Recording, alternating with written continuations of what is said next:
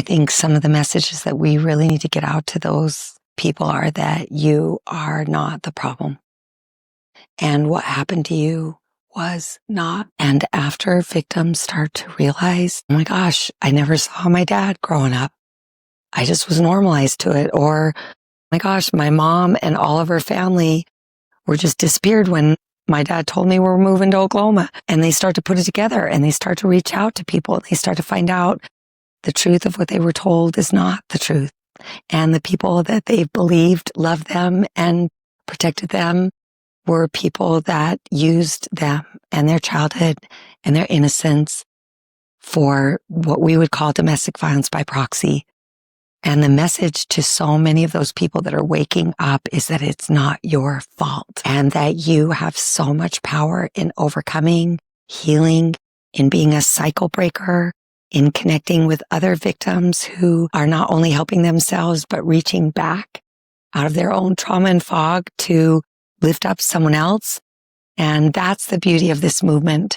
There is such an energy, inspiration, faith, and an explosion of victims coming together, sharing their stories, not being afraid, speaking out. And that's what's catapulted me to share my story, because I came out of my own case just saying there is no way that this could be happening to other families. And then finding it's not hundreds or thousands, but it's millions who are never seeing their children again. And in my work with families, there's always a way. You repair, you heal, you bring the conflict out. Even in married families, you show that conflict is normal. Stress, chronic stress can lead even the happiest, couples to want to divorce. And we see it all the time in family therapy.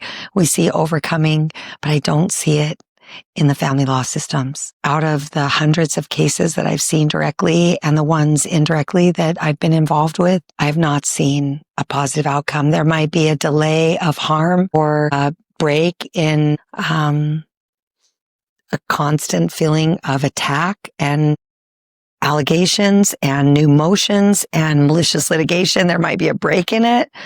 But I have not seen cases that are successful in that the court encouraged healing or held an abuser accountable.